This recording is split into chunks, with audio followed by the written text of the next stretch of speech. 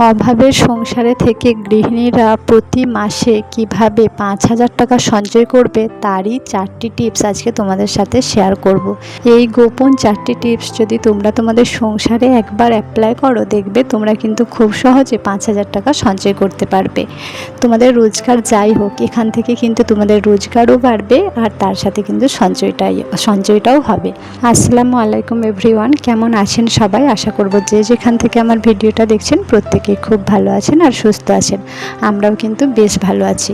তো চলুন ভিডিওটা শুরু করা যাক, যে কীভাবে আমরা খুব সহজে বাড়িতে বসে আবার অভাবের সংসারে 5,000 টাকা সঞ্চয় করতে পারবো। কারণ 5,000 টাকা সঞ্চয় করা কিন্তু খুবই কঠিন, আবার খুবই সহজ যদি আমরা প্রসেসগুলো খুব ভালো মতো জেনে থাকি।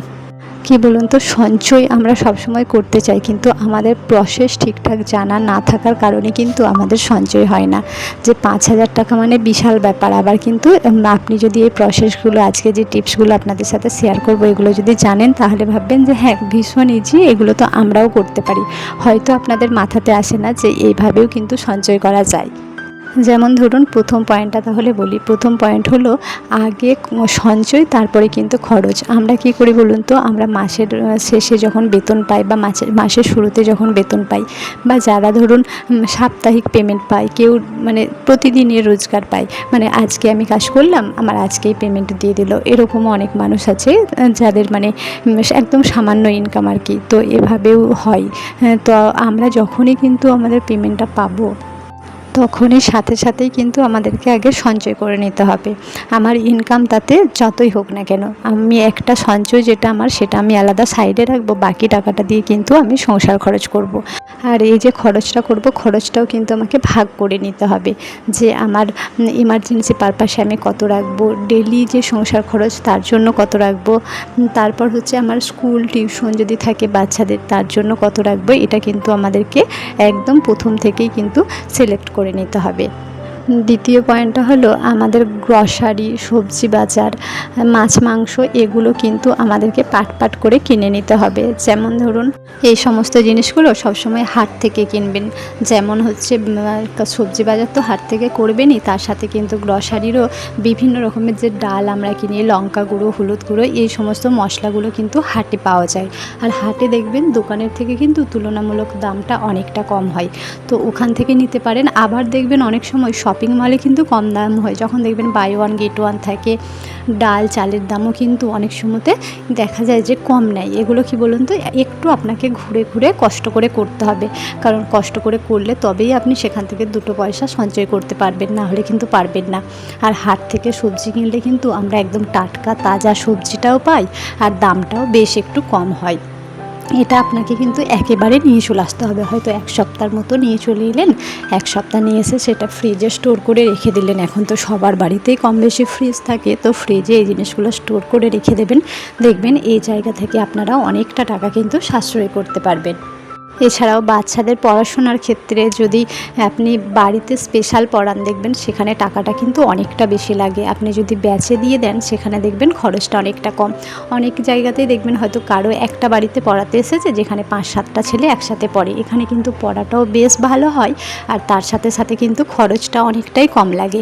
ব্যাচে বলতে যে কোচিং সেন্টারে একসাথে ধরুন 30 জন 40 জন পড়ছে, ওই জায়গায় বলছে না। যদি ছোটো বাচ্চা হয় তাদের পক্ষে কিন্তু তখন এই জিনিসগুলো নেওয়াটা একটু ডিফিকাল্ট হয়ে যায়। ওটা যখন এইচএস হয়ে যাবে, তারপরে যাবে, ব্যাস আমার মনে হয় যে সেই সময়টার জন্য ঠিক। কিন্তু একদমই 3, 4, 5 এই ক্লাসগুলোর জন্য আমার মনে হয় একদম 10 পর্যন্ত আমার মনে হয় এই রকম জায়গাতে যদি আপনারা পড়ান না, দেখবেন পড়াটা বেশ ভালো হবে। আর তার সাথে বেতন কিন্তু অনেকটাই কম হয়, যেহেতু মানে একসাথে 7-8 জন পড়ছে, তো সেখানেও তো টিচারটারও মোটামুটি পুষিয়ে যাচ্ছে। কারণ দেখুন, একটা টিচার যে আপনার বাড়িতে পড়াতে আসবে, তো তারও তো সেরকম একটা বেনিফিট পেতে হবে না, না হলে তো কেউ আসবে না। তাহলে আমি একা পড়িয়েও যেই বেনিফিট পাচ্ছি, তো যদি 7-8 জনের সাথে পড়ে একই বেনিফিট পাবো। কারণ আপনার বাচ্চা যদি পড়াশোনাটা ঠিকঠাকভাবে নেয়, সে কিন্তু 7-8 জনের মধ্যে থেকে পড়েও কিন্তু যথেষ্ট ভালো রেজাল্ট করবে। অনেকে হয়তো ভাবেন যে বাড়িতে পড়ালেই রেজাল্ট ভালো করবে, এভাবে হলে হয় না, কিন্তু না, এটা একদমই ভুল। আপনি যদি ঠিকঠাক গাইড করেন, আপনার বাচ্চার যদি পড়াশোনার মানসিকতা ভালো থাকে বা ক্যাচিং পাওয়ার ভালো থাকে, সে দেখবেন এখান থেকেও কিন্তু খুব ভালো রেজাল্ট করতে পারবে। যেই কারণে এখানে কিন্তু আমরা অনেকটা সাশ্রয় পেয়ে যাব। এটা হলো 3 নাম্বার পয়েন্ট। এরপর হলো লাস্ট অ্যান্ড মাস্টার প্ল্যান, যেটা সেই টিপসটা কিন্তু আপনাদের শেয়ার করব। লাস্ট টিপস এটা 4 নম্বর টিপস। তো এটা আমি একটু পরে শেয়ার করছি, তার আগে আমি একটু ভিডিও সম্পর্কে কিছু কথা বলি। মানে আমি ভিডিওতে কি কাজ করছে না করছে সেগুলো তো যদিও আপনারা দেখতে পেয়েছেন, তবুও কিন্তু আমি একটু বলে দিই। আজকে আমের আচার বানাচ্ছি, যদিও ভিডিওটা কয়েকদিন আগেরই দেখেছেন। তো এই কিছুদিন হলো আমি বাড়ি আসার পর থেকে কিন্তু ঠিকঠাকভাবে ভিডিও শেয়ার করতে পারি না। তো এই ভিডিওটা বানিয়ে রেখেছিলাম, এডিট করা হয়নি, এখন এডিট করে ভাবলাম যে একটু শেয়ার করি। আর ভিডিও শ্যুটও কিন্তু সেরকমভাবে করা হয়নি, যে কারণে এডিটিংও খুব একটা ভালো করে করতে পারিনি। তাহলে কি বলুন তো, ভিডিওটা অনেকটা শর্ট হয়ে যেত। তো সেই জন্য যেভাবে ভিডিওটা করেছি সেভাবেই জাস্ট একটু টুকিটাকি এডিটিং করে কিন্তু শেয়ার করেছি। আমাদের গাছে অনেক আম হয়েছিল, প্রচুর আম হয়েছিল। আম যেহেতু অনেকেই জানো যে এখন আম মানে ভাবছো যে পাকা আমের সিজন, হ্যাঁ পাকা আমেরই সিজন, কিন্তু যেহেতু ওই গাছটাতে লেটে আম এসেছিলো সেই জন্য আমগুলো কিন্তু কাঁচা আছে। আর এইটা না আমাদের কলম করা গাছ ছিল। তো এই গাছটার এই এবছরই প্রথম আম হয়েছে, আর অনেক আম কাঁচা ছিল। তাই ভাবলাম যে কিছুটা আম পারি, ওই 1 কেজি মতো আম পেরেছিলাম, খুব একটা বেশি পারিনি।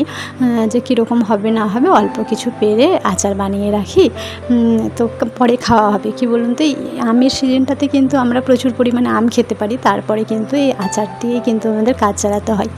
যদিও আচার আমি খুব একটা ভালো বানাই না, তো এটা ওই রেসিপি জেনেছিলাম, রেসিপি জেনে কিন্তু আমি বানাচ্ছি এই প্রথমবারই বলতে পারেন। তো দেখা যাক যে কীরকম হয়। দেখতে বেশ সুন্দর হয়েছে। এখনও পর্যন্ত যদিও টেস্ট করে দেখি না, ওটা একটা বয়ামের মধ্যে রেখে এখন রেগুলার রোদে দিচ্ছি। দেখা যাক কয়েকদিন পর খেয়ে দেখব যে কীরকম হয়েছে। আর মনে হচ্ছে যেন একটু চিনিটা কম হয়ে গেছে।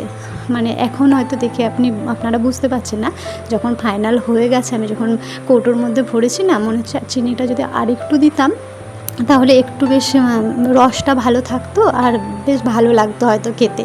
মনে হয় যে খুব একটা ভালো হবে বলে আমার মনে হয় না। তো খাওয়ার পরে কিন্তু আপনাদেরকে অবশ্যই জানাবো। এটা কিন্তু চিনির আচার, গুড় দিয়ে করলেও অনেকে করে, তো গুড় দিয়ে এর আগে করেছিলাম, তাই ভাবলাম যে এবারে চিনি দিয়ে বানাই, যে দেখি কেমন মানে কীরকম হয়। তো চলুন 4 নম্বর টিপসটা তাহলে আপনাদের সাথে শেয়ার করে ফেলি। এটা হলো ইলেকট্রিক বিল। আমাদের কিন্তু বিদ্যুৎ বিল সবসময় দেখবেন অনেক টাকা করে বিদ্যুৎ বিল আসে, যেই কারণে ভাবলাম যে বিদ্যুৎ বিলটা যদি আমরা কমাতে পারি তাহলেও কিন্তু এখান থেকে আমরা অনেকটা টাকা সাশ্রয় করতে পারবো। বিদ্যুৎ বিল আমরা কীভাবে কমাতে পারবো বলুন তো?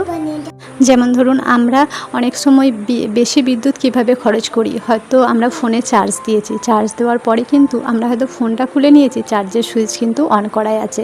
এখানে দেখবেন হয়তো একটা চার্জারে কত 45 ওয়াট করে যদি আমাদের কারেন্ট খায়, তাহলে আমাদের যদি এটা 10 ঘন্টা 12 ঘন্টা রয়ে যায়, বা হয়তো অনেক সময় হয় দেখবেন আমরা পরের দিন যখন চার্জ দেবো ফোনে তখন আমাদের মনে পড়ে। এভাবেও কিন্তু আমাদের অনেকটা ইলেকট্রিক বিল খরচ হয়। আবার দিনের বেলা যদি আমরা জানালা দরজা খুলে রাখি, লাইট ঘরের মধ্যে না জ্বালি, এখান থেকেও কিন্তু আমরা বিদ্যুৎটা অনেকটা সাশ্রয় করতে পারবো। অনেক সময় হয় না, দিনের বেলাতেও দেখবেন লাইট জ্বালে অনেকে। তো আমার মনে হয় তো যে আমরা যখন বাড়িটা বানাবো সেটা যেন একটু খোলামেলা হয়, জানালা থাকে যেন বড় বড়, যেখানে দিনের বেলাতে অন্তত আমাদের লাইট জ্বালতে না হয়। এরকমভাবে বাড়ি বানানোটাই আমার মনে হয় যে সঠিক। তাহলে কি বলুন তো, এটা তো আমাদেরকে সারা জীবন বয়ে বেড়াতে হবে না। যদি জানালা আমাদের না থাকে, আলো বাতাস না পৌঁছায়, সেখানে কিন্তু অনেকটা বিদ্যুৎ বিল আমাদেরকে দিতে হবে। আবার অনেক সময় দেখা যায় আমরা লাইট চার্জ দিয়েছি, বা এখনকার দেখবে অনেক জিনিসই কিন্তু ইলেকট্রিকে, যেগুলো আমরা চার্জ দেওয়ার পরে সেই জিনিসটা খুলে আর ওই প্লাগটা খুলতে আমাদের মনে থাকে না, প্লাগটা কিন্তু ওর মধ্যে লাগানোই থেকে যায়। এই যে অপব্যবহারগুলো, এগুলো কিন্তু আমাদেরকে একটু লক্ষ্য দিতে হবে। তাহলেই দেখবেন প্রতি মাসে কিন্তু 4 থেকে 5 হাজার টাকা আমরা কিন্তু খুব সহজেই উপার্জন করতে পারবো। দেখুন শুধুমাত্র কিন্তু এই কয়েকটা টিপসেও হয় না, এই টিপস রিলেটেড আমার প্রচুর ভিডিও আছে। একটা ভিডিওতে তো আমার সমস্তটা বলে দেওয়া সম্ভব নয়, প্রচুর ভিডিও আছে। সেই ভিডিওগুলো দেখবেন, দেখলে কিন্তু আপনারা খুব সহজেই অনেক টাকা কিন্তু সেভিংস করতে পারবেন। আজ তাহলে আসি, ততক্ষণ সবাই ভালো থাকবেন, সুস্থ থাকবেন, আর আমাদের জন্য অনেক অনেক দোয়া করবেন।